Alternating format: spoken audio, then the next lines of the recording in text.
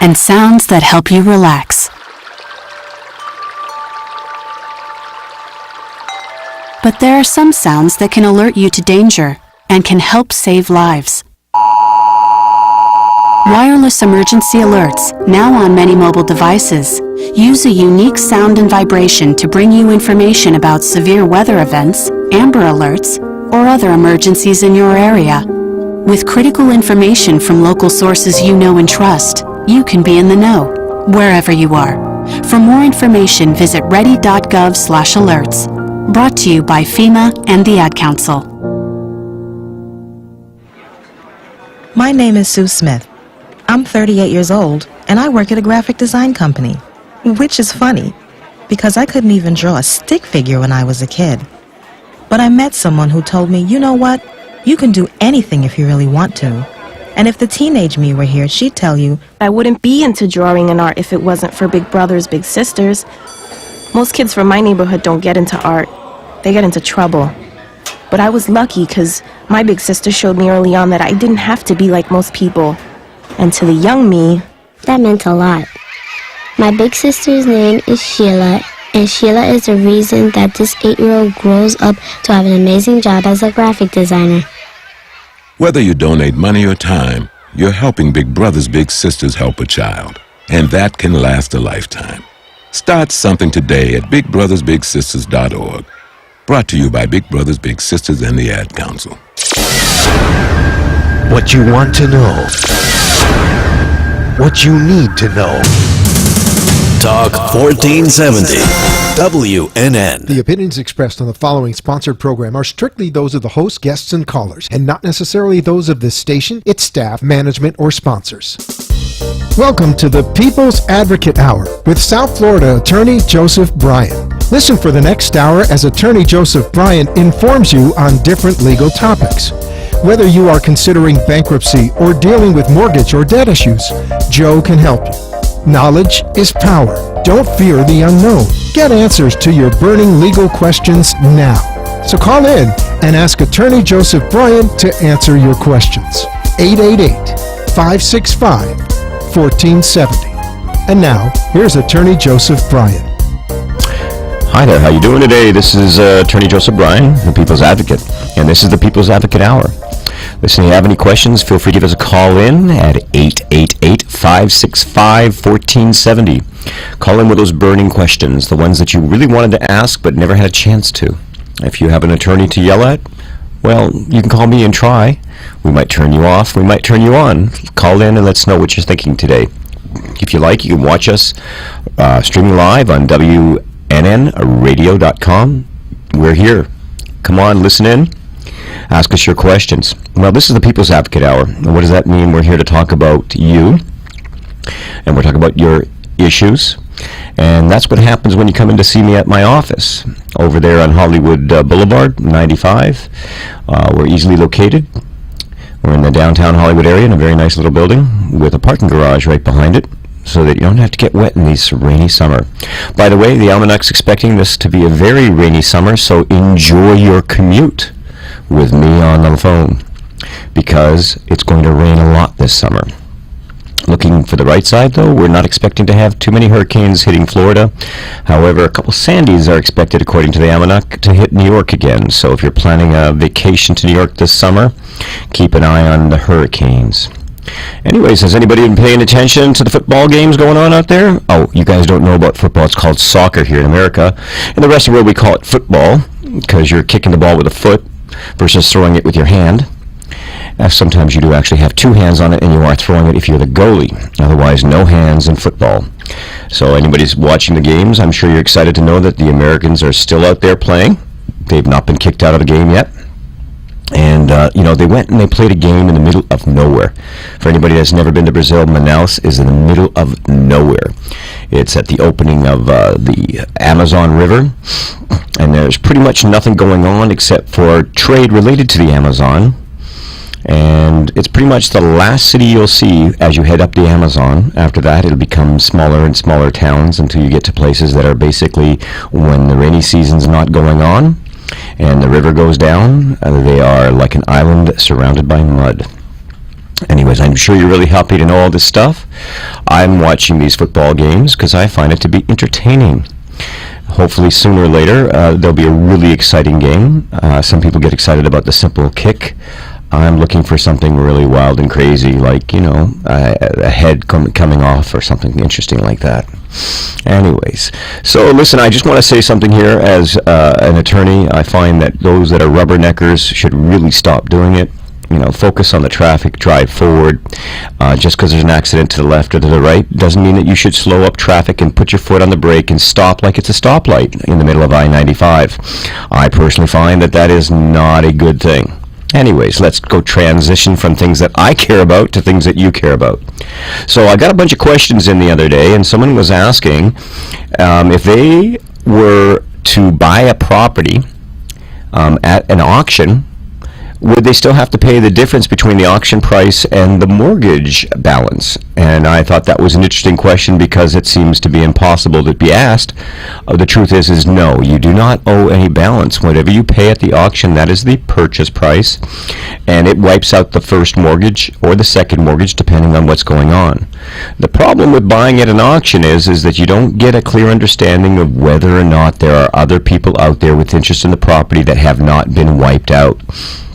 For example, if a homeowners association is foreclosing on a townhome and you're buying at that auction, you may be buying subject to a first mortgage. You may be buying subject to a second mortgage. You may be buying subject to several different things that have not been wiped out in that foreclosure.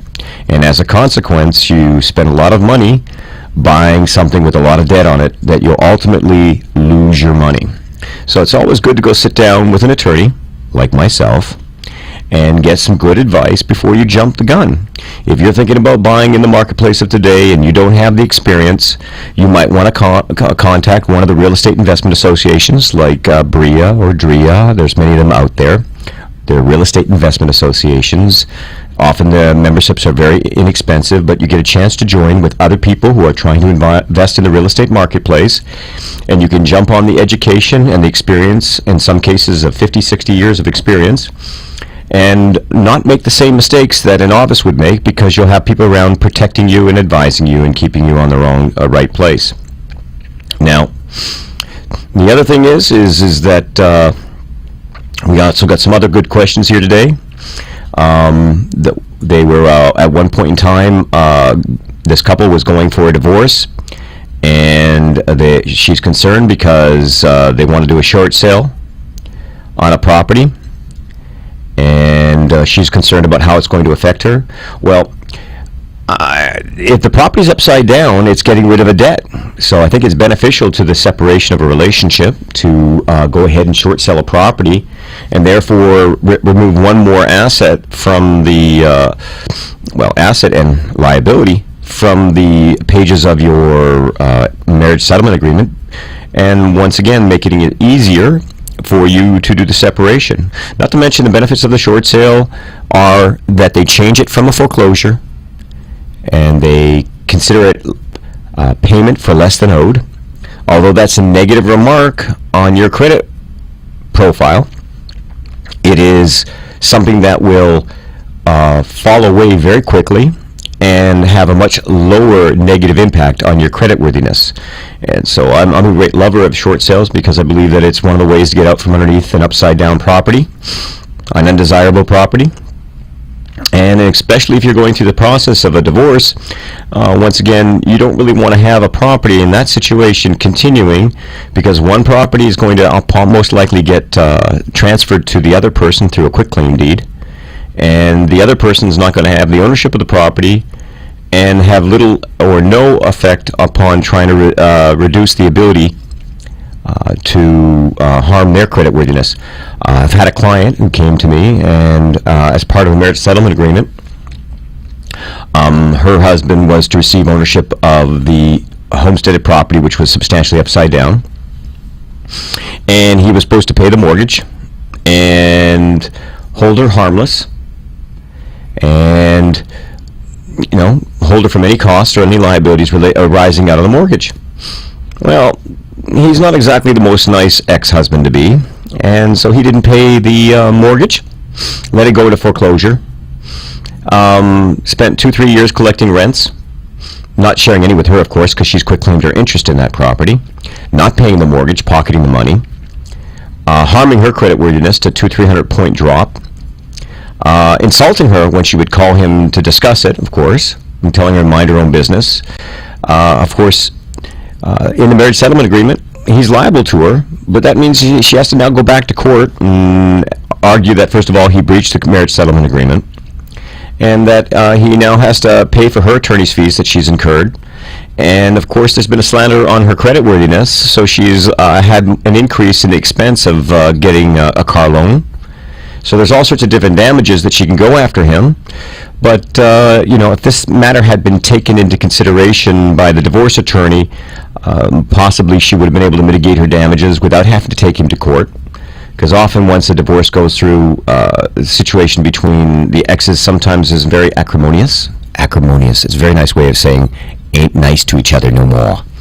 So the reality is that you got to take these things into consideration when you're transferring properties. Anyways. All right. So anyways, this is Joseph Bryan, the People's Advocate. If you have any questions, feel free to send them in, Twitter us. We are available to answer your questions. You can call us in at 888-565-1470, or you can watch us live on the internet at WNNradio.com. We're live feeding. You get a chance to see who I look like. Don't get frightened. And let's talk about some other questions that have come in here today. Let me see what we got going on. There was something interesting here today. Oh, yes. Somebody was asking me that they're in the position of being removed from their home because of a foreclosure that is going on. The question is how much time do I generally have after the auction has gone on? And the reality is that, say today there was an auction. Now, 10 days, not including Saturdays and Sundays, in this particular case, if we were saying 10 days, that would be next Sunday, the clerk of the court will issue a certificate of sale. In this particular case, being Sunday, it'll be the following Monday, so it'll be 11 days into the future. They'll issue a certificate of sale. At that point in time, the new owner owns the property.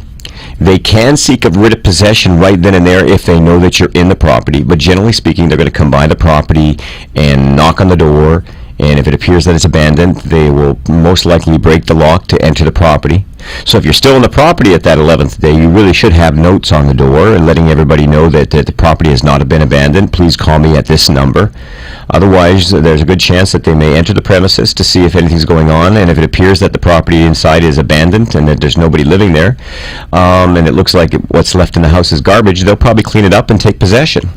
So one needs to be very careful if they're going to push it to the limit.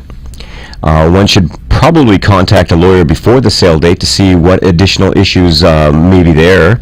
And once again, if you wanted to come in to see us, we're located in downtown Hollywood, just off of Hollywood Boulevard at 995.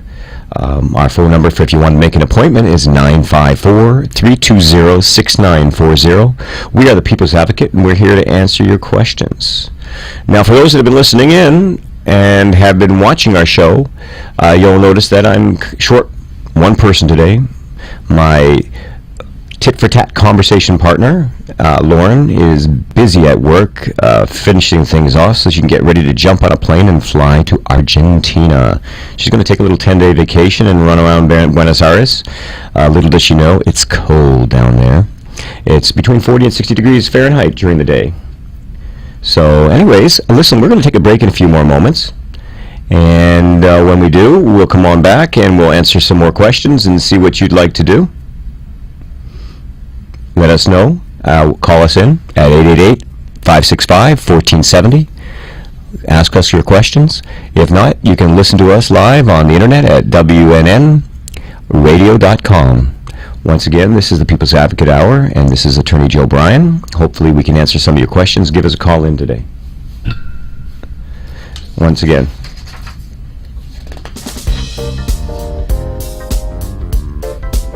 Are we in the same boat? Very good.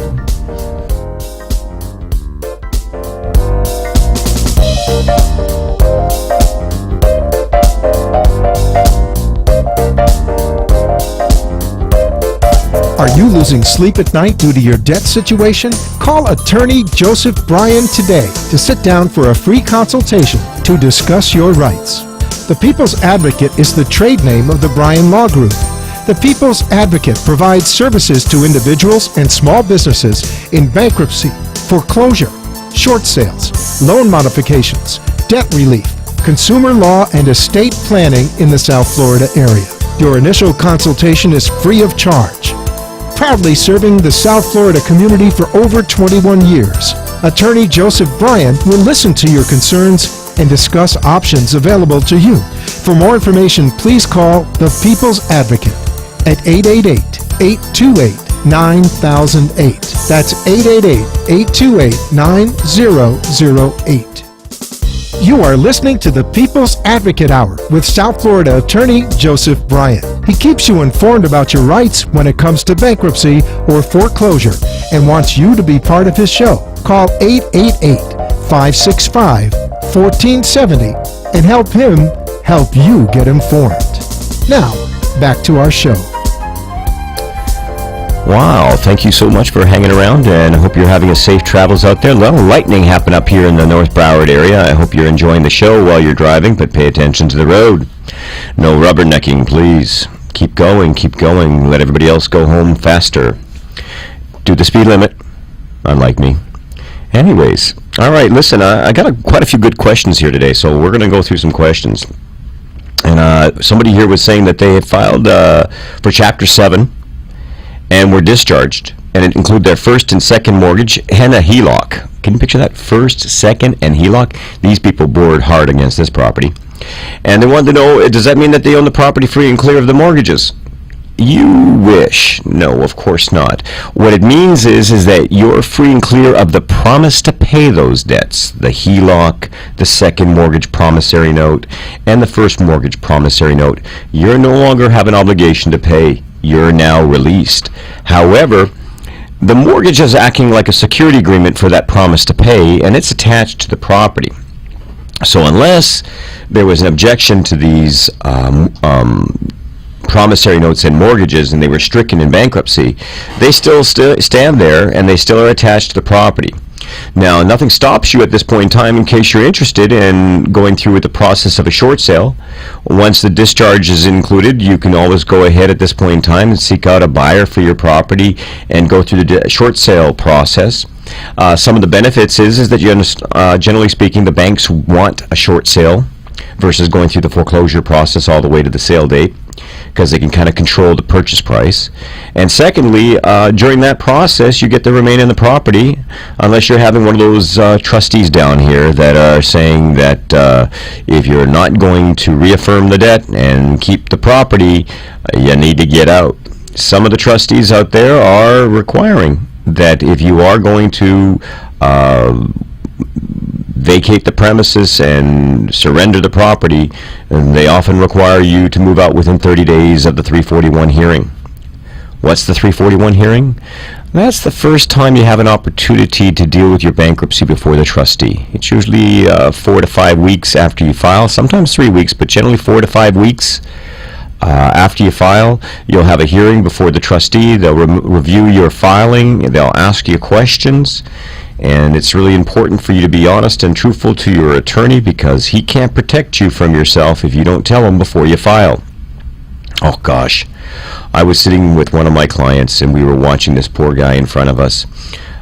He wasn't so forthcoming during the questions of the trustee. Made me to believe that he probably wasn't so forthcoming during his interview with the attorney, and probably told the attorney what he wanted him to hear versus what he needed to hear.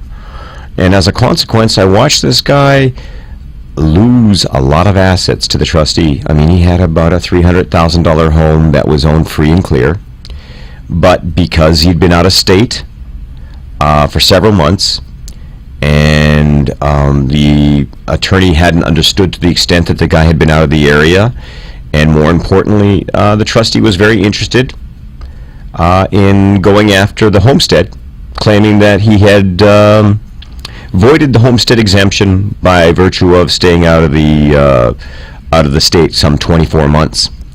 I don't know what ended up happening in that case, but once again, it's always helpful when you're sitting down with your bankruptcy attorney to tell him everything he needs to know. Tell him everything. Everything. Things that you don't want him to know about that house that you own in Barbados. He needs to know about it because, quite candidly, they do check. They do have a great system. Some use Accurant, some use other different organizations, and one thing leads to another, and they find things. I was co-counsel in another case, and they found a bakery in Colombia that was owned by a family, and they had placed it in the debtor's name as a way to protect them from the possibilities of corruption and, I guess, kidnapping and extortion that exists sometimes in Colombia. And they figured that if it was owned by a family outside the country, they would be less likely to be exposed to such things.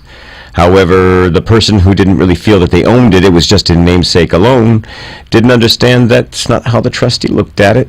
So they saw a $180,000 asset in Colombia owned by the debtor, not declared on their schedules. Once again, it's always best when you sit down with your attorney to tell them the truth, the whole truth, and nothing but the truth. You know why? Because it's only a good people's advocate can only act in your best interest by knowing. It's when you get them sideswiped. It's sort of like the IRS attorney. He didn't realize that he didn't have any emails to give.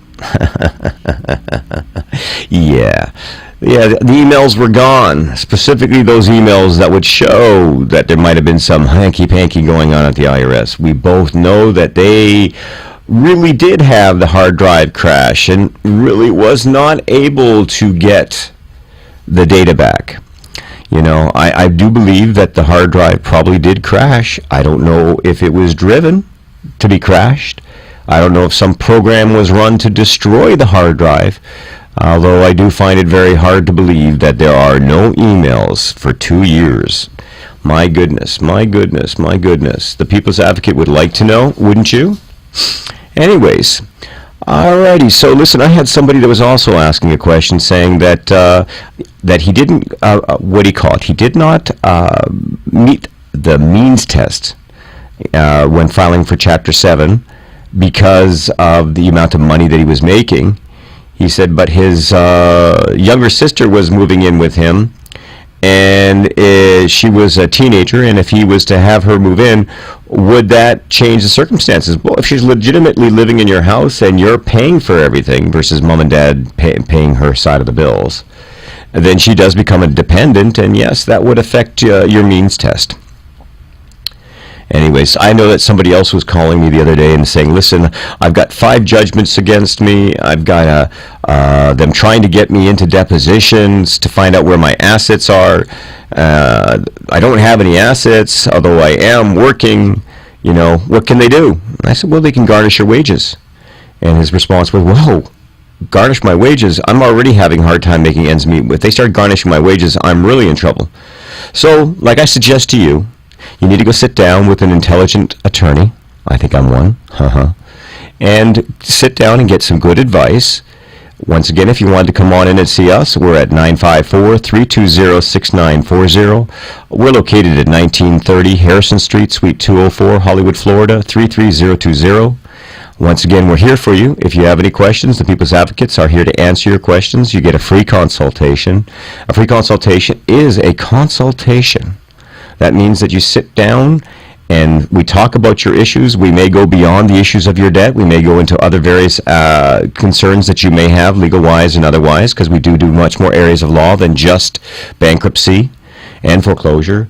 We also deal with probate, estate planning, asset protection as it goes with estate planning, and we also handle taxes, and we also handle various other issues such as small business support, small business litigation, civil litigation. We don't do family law, except when it's, shall we say, friendly family law. We don't do family law litigation.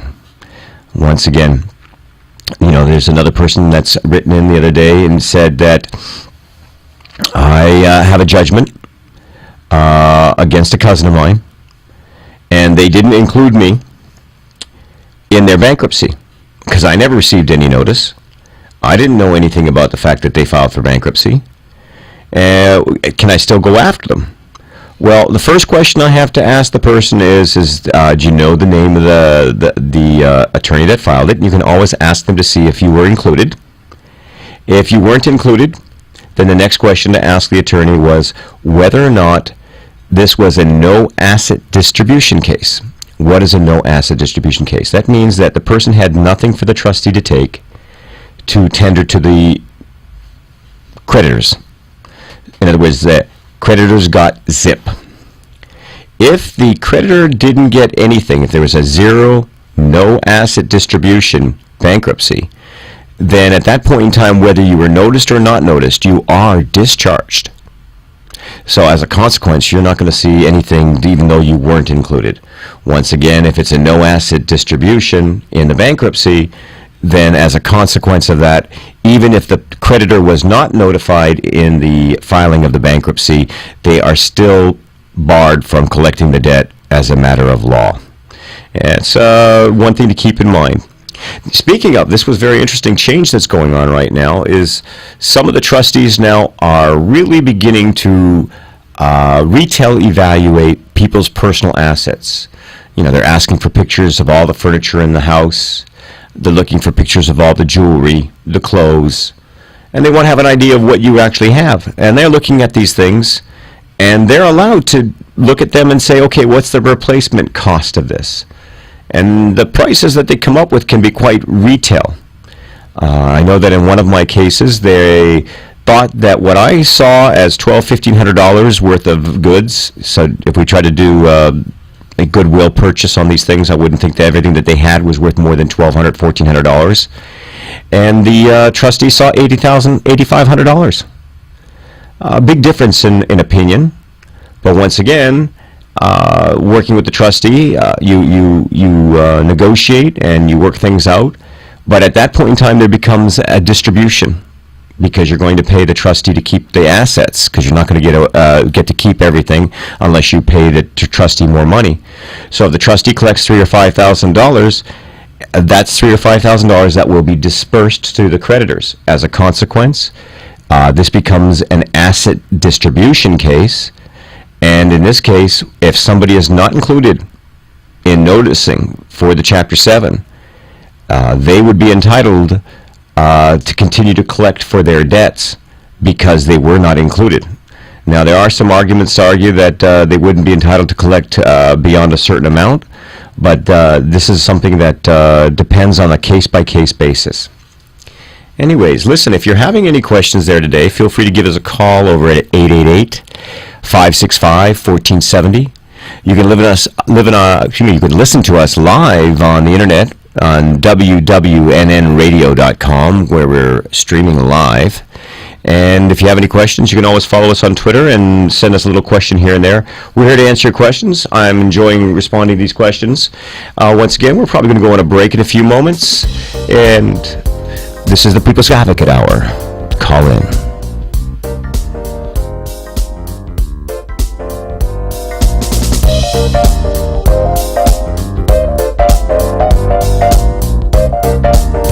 Are you losing sleep at night due to your debt situation? Call attorney Joseph Bryan today to sit down for a free consultation to discuss your rights.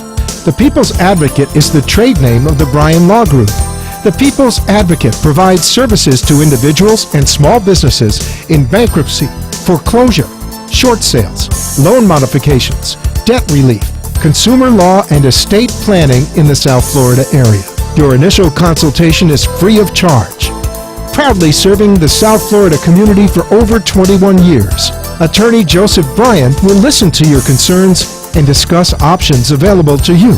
For more information, please call the People's Advocate at 888-828-9008. That's 888-828-9008. You are listening to the People's Advocate Hour with South Florida Attorney Joseph Bryan. He keeps you informed about your rights when it comes to bankruptcy or foreclosure and wants you to be part of his show. Call 888-565-1470 and help him help you get informed. Now, back to our show. Well, thank you for calling me back. This is the People's Advocate Hour. Hope you're driving safely out there. I'm off the highway, so I feel very confident that nothing you can do can bother me today. Ha ha ha. No rubberneckers will bother me because I'm inside here, safe, away from harm's way, from the lightning, from the rain, and from those South Florida drivers. Did you know that in Miami-Dade, 40% of the drivers down there are uninsured? Doesn't that scare you? I think if I lived in Miami, I'd definitely have uninsured motorist insurance. A scary thought. Keep that in mind. If you see that Miami-Dade tag that they may not be insured, you might want to be careful. Anyways, listen, there's another person that was asking me, that they were looking at Chapter 13 and they were looking at Chapter 7 and they were trying to figure out which was the better choice for them.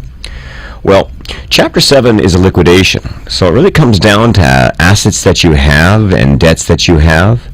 And income that you have, because there's income requirements for Chapter 7 unless most of the debt is business, at which point in time the means test is waived and you can go forward with the Chapter 7. Chapter 13 is a payment plan. I like to call it virtual servitude.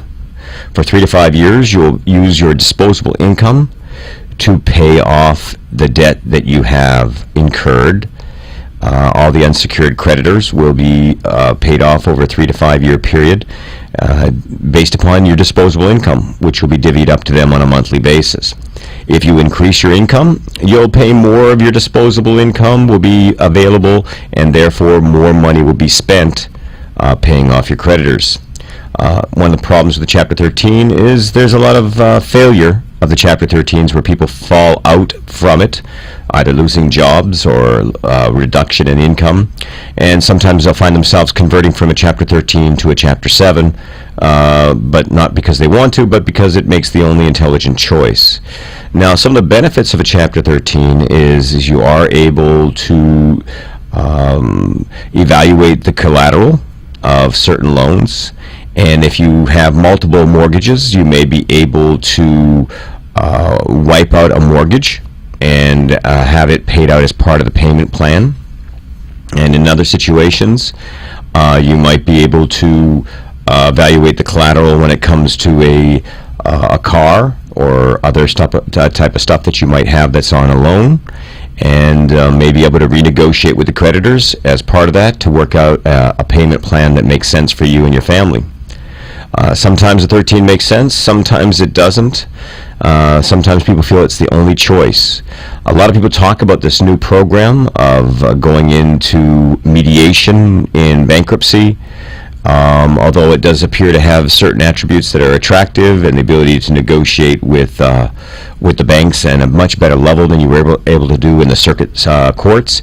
I don't see it as to being the panacea that they've been talking about. I don't see it being the best answer to everything, but it's one thing to take into consideration, and that's why you'll sit down with an expert or a qualified attorney and get some qualified advice on what you should do or shouldn't be doing.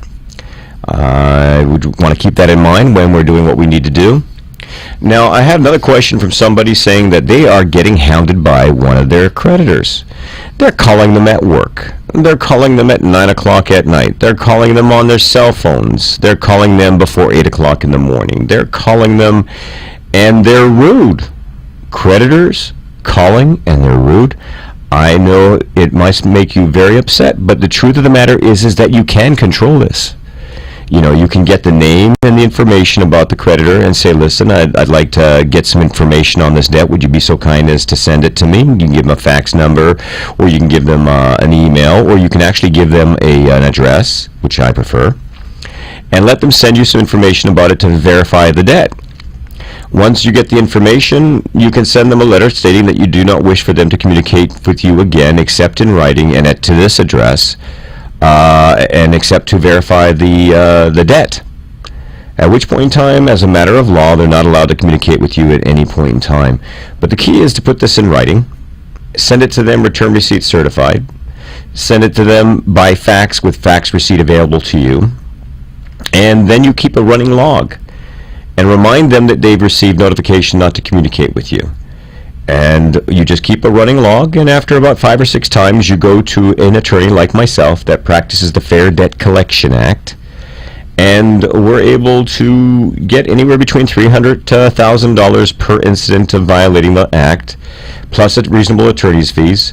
Some of the creditors out there, the collection agencies, take this expense as part of the cost of doing businesses, and they do not care that they violate the Fair Debt Collection Act. However, there has been an upswing of enforcement by the Federal Trade Commission and the Attorney General of Florida. So the more complaints get filed, the more likely you'll end up finding them getting hit with punitive damages or fines from the federal government, which may change their ways. Once again, some of the collection agencies out there don't care, but they do care when they get sued by a competent attorney who knows how to go after them under the Fair Debt Collection Act. But in order to help your attorney, you're going to have to keep a running log of times, dates, some sort of identification as to who the creditor was and who the representative. Just their first name alone is enough, but sometimes it's good to get the operator number. Once again, keeping a running log like that and then showing up at an attorney's office with a nice list of phone calls that were made after they were told not to communicate with you again. Often you'll contact a fair debt collection attorney, and he'll provide you with the proper forms of letters that you can send out to the collection agencies so they can stop bothering you. You do not have to be a victim. You do not have to be a victim of an aggressive collection agency. You just have to be smart. Anyways, another thing was coming about is that someone said, well, I filed for bankruptcy and I still see all these creditors on my credit profile. Well, at this point in time, you're able to go ahead and contact the credit reporting agency and identify those things on your report, indicating to the credit reporting agency that these debts were discharged in bankruptcy and are no longer collectible, at which point the collection agency should be removing them from your profile. Of course, the bankruptcy does stay on your records for a minimum of 7 years, and it's not a big deal because now that you filed for bankruptcy, you're actually a credit risk. No, you're actually less of a credit risk because it means you can't file for bankruptcy again for another 8 years. Keep that in mind, so be aware that it's time to start to rebuild your credit profile after filing for bankruptcy. Okay, once again, let's talk about something more interesting than bankruptcy. So, let's talk about estate planning and asset protection. You understand that if you don't own it, they can't take it from you.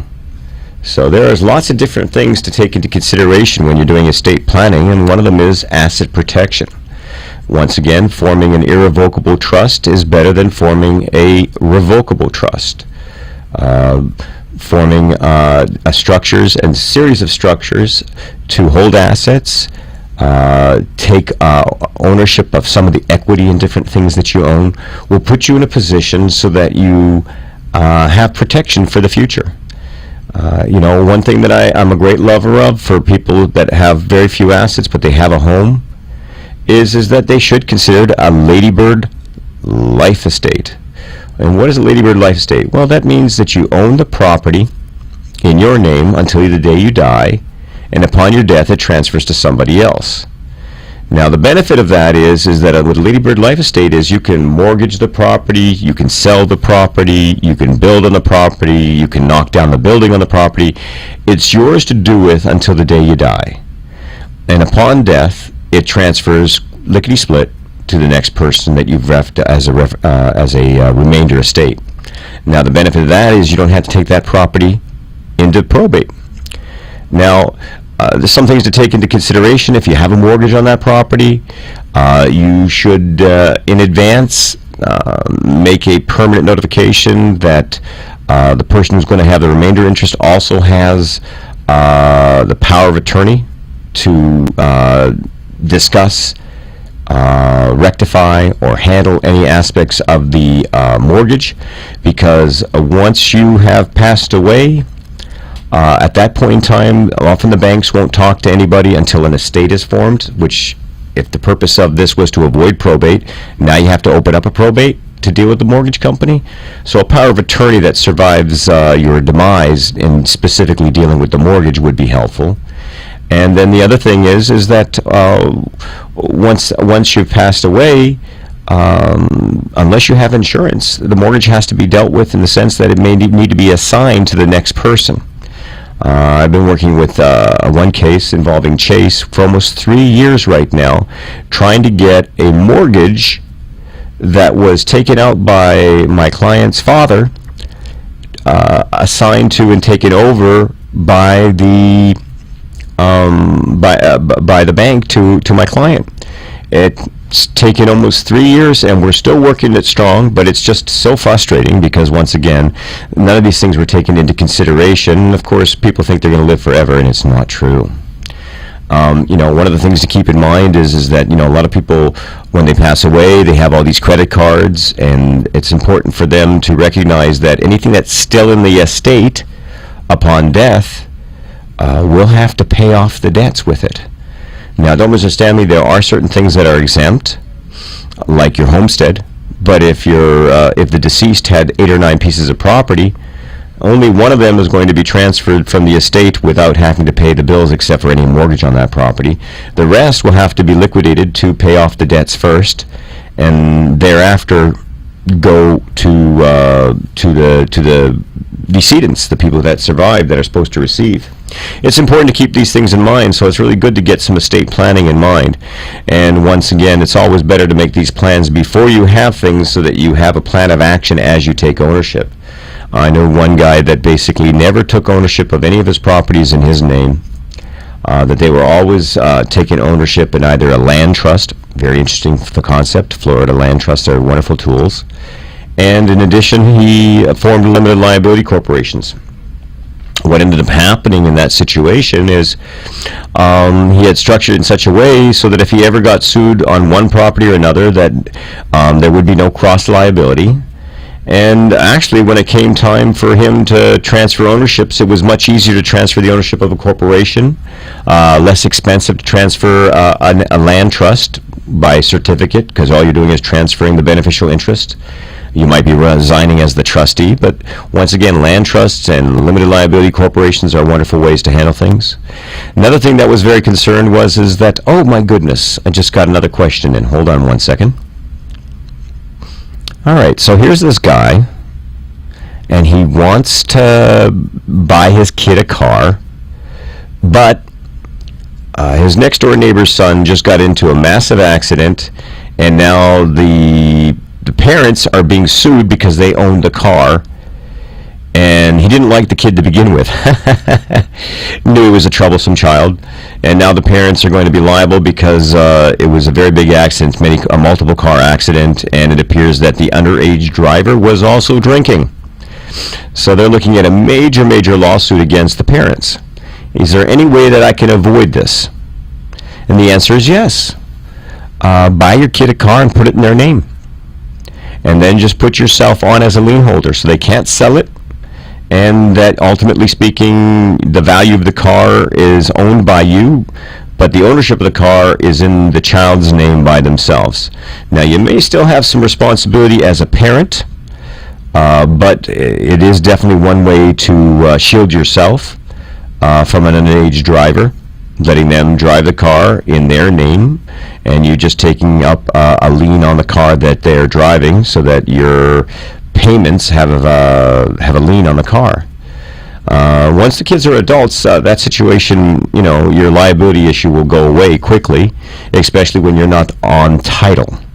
So once again, that's one way to protect yourself from being liable for the actions of your children, is not to go on title. That, or to get State Farm or Allstate or one of the major insurance companies and get some extra coverage on there, making sure that you're protected. Once again, we're going to go on break in just a moment. If you'd like to call in with any questions, our phone number is 888-565-1470. We are streaming on WWNNradio.com. Feel free to call in with any questions you may have. This is the People's Advocate Hour.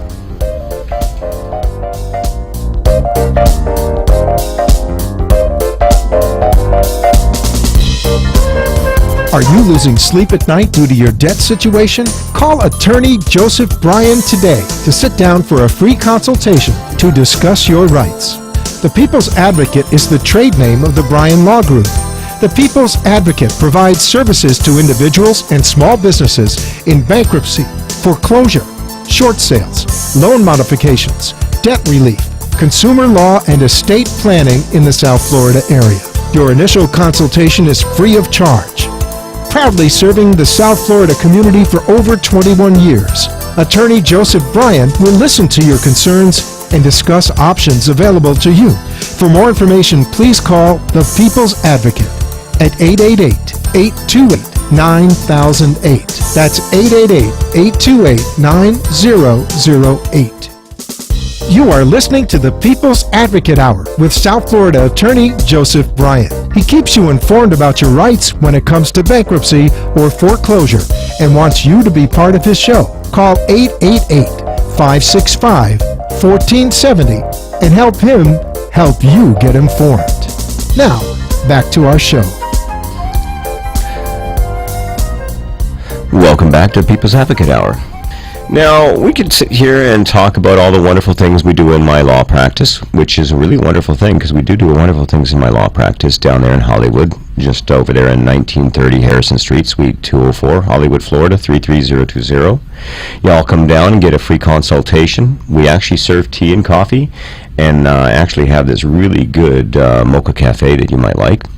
And we'll sit there and discuss your issues and go over different plans. If you've got a small business and you're concerned about various different exposures that you have in the business or some of your concerns about your business strategies when it comes to law, when it comes to strategies when it comes to the practice of your business, once again, these are things that we can offer you a free consultation at our offices. If you want to give us a call at 954-320-6940, we will give you a free consultation, and we do that exactly that. You know, several times I have people come in and visit with me, and we go through a half an hour, 45-minute consultation, and I'll ask them, you know, was it worth their time? And I often will ask them if they've been to other attorneys. And I always like to find out what happens when they go to other attorneys. It seems that many attorneys out there think that a free consultation is an opportunity to meet you, shake your hand, and hand you a contract. Well, you know, that's a really good business, I guess, plan, in the sense that you don't talk to people long enough. You just get the contract signed and run out the door with the money. But my goal is, as a People's Advocate, is to truly give you a consultation, discuss your problems, and see where we're at and where we're going. I'll give you some strategies, some suggestions, and if it's something we can help you with, we'll sit there and make a strategy that will work for you and come up with a plan of action, get you the answers that you need, and if you want to retain us, well, we can discuss that at the end of the consultation. But I generally don't walk into the office with anybody with a contract. And of course, with the bankruptcy thing, there's these 2005 disclosures, and I generally walk in with a bunch of paper when we first meet and have you review all these disclosures that discuss bankruptcy and the concepts of bankruptcies and the information and the exposures and the requirements, so that you don't sit there with a lot of questions. We have the answers. Now, it's the People's Advocate Hour, and I'm always wanting to discuss issues that I think are current, and since we're in our last 10 minutes of the show, I think I'm going to have a little fun, and I'd love to hear some people's comments. You can tweet us, you can email us, you can call in. So I'd like to hear your comments on what's going on in our government and in the world. It affects you. It affects your home. You know, I know that when I first moved into this country, we had just gotten over the Nixon experience. Anybody remember the Watergates? I know that you guys are young, but according to the profiles, you guys are old enough to remember the Watergate break-ins and our little Nixon. What was his name? Tricky Dick? I did not tell a lie. Well, he did. And, you know, he used the IRS as his own little toy to punish people he didn't like. We, as a country, didn't like that about Tricky Dick. And unfortunately, Richard Nixon did find himself being impeached and leaving the White House by helicopter, not on his knees begging forgiveness. And I don't expect anybody in Washington to ever beg for our forgiveness, because of course it's best to lawyer up. But don't you really think that there's a moral obligation for the head of the IRS, who decided to treat it as their own little political gambit, to tell the truth, the whole truth, and nothing truth but the truth, versus to sit there and say, I plead the fifth? Now, you're entitled to plead the fifth. But if you go ahead and stand up before Congress and say, I didn't do anything wrong, I'm innocent of all the charges, that's not pleading the fifth. At that point in time, you've waived your rights to the Fifth Amendment, and you're now required, as a matter of law, to answer any of the questions. If she had just stood up and said, I plead the fifth, she would be in fine shape. But she didn't. She stood up and denied the charges against her and the questions, and said, I'm not going to answer any questions because I didn't do anything wrong. Unfortunately, that has now opened her up and has broken her ability to plead the fifth, and now she's got to answer. What do you guys feel about that? You think it's all cool that the IRS can do what they want for political purposes? You think that they should be allowed to be partisan? What do you think? These are questions we'd love to talk about here at the People's Advocate, but if you don't call in, we don't get to have this conversation. So think that about. We're going to be here next Wednesday, and I'd love to have a little conversation about the things that are important to the people. This is the People's Advocate. This is your opportunity, if you want to call in and complain. You can come in and say, hey, this is not cool.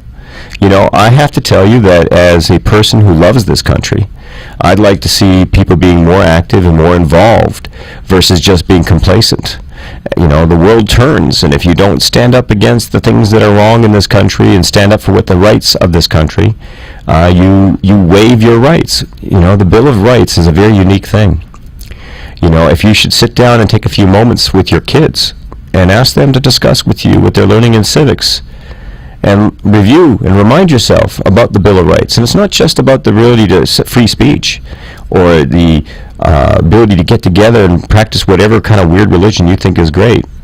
There's many rights under the Bill of Rights that don't exist as a matter of the Constitution in any of the other countries of the world. You know, if you want to be a Buddhist, don't try to be a Buddhist in Iran. They'll lock your butt up. Especially if you're a Muslim first and you want to convert to Buddhism. Good grief, that's it, death sentence. America is a wonderful country, a place to be proud. It's a place where you're supposed to be free. Free from government interference, freedom to search out and find happiness, and the pursuit of money. It's not a bad thing to want to make a living, but that's not all that America is about. It's not just all about capitalism. As the People's Advocate, I want people to have a happy life. And it was kind of interesting. I don't know if you guys were paying attention that the general who seems to sing in Thailand, you know, that we got a singing general. He's now in charge. They did a coup and took over the whole country in Thailand. And not only does he want to sing to the people, he does want to sing to the people. He also wants to make everybody happier. Now, I don't recall ever hearing a political leader in our country talk about making everybody happier. So I have to tell you, in the last 3 minutes we have here today, what would make you happier other than tar and feathering our leadership up in Washington, D.C. or Tallahassee and sending them packing? What would make you happy? I think that it's really important that we start to pay attention to the country that we live in. I think it's very important to pay attention to the laws that are being passed. Because generally speaking, do you ever see a law that was passed that gave you rights? I haven't seen one that was passed since the Bill of Rights back in 1789. So that's a few years ago. But generally speaking, I don't see laws being passed that give you rights. They generally curtail your rights. It's very important for you to pay attention. You know, a lot of things aren't happening because a lot of people aren't paying attention. You know, with all due respect to our loving country here, do you guys know what was the percentage of people in this country voted to make the last president? 16% of the people voted for Obama. Now, don't misunderstand me. That was the majority of the voters. 16%. Now, we don't have a requirement that you have to vote because we're such a free country, you don't have to vote. But the apathy of America today is showing in the way in which our government is being run. Our government doesn't think that they are responsible to their voters. The government doesn't think that they have to listen to you. Why? Because you're not paying attention to them either. You're ignoring them. You're hoping they'll go away. You're hoping they won't interfere with yourself. This is your country. This is important for you to start paying attention. There's a lot of people out there today in pain. There's a lot of people that need help. They're not getting the help. They're getting a lot of lip service. And lip service is nice. I have to tell you, I like when women say, oh, you're so handsome. But it doesn't do me any good if they don't offer me a date. So the reality is action speaks louder than words. And right now, this is where we're at today. Once again, this was an interesting conversation that some of you may say weird. Some of you may say, wow, let's participate in this one. We're going to be here next Wednesday, 5 to 6. Feel free to give us a call in at 888-565-1470 or write in some questions. We'll answer them online. And once again, this is the People Advocate, Joseph Bryan. If you have any questions, feel free to give us a call at the office at 954-320-6940. Once again, thank you for being here with us today. Drive safely. This is the People's Advocate Hour.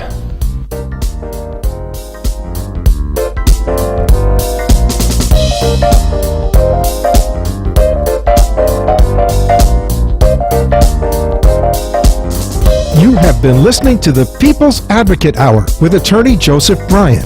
Join Attorney Joseph Bryan next week on the People's Advocate as you need to know your rights when it comes to bankruptcy or foreclosure. You can also contact our office at 954-889-7443 for a free consultation. The opinions expressed on the preceding sponsored program were strictly those of its hosts, guests, and callers, and not necessarily those of this station, its staff, management, or sponsors.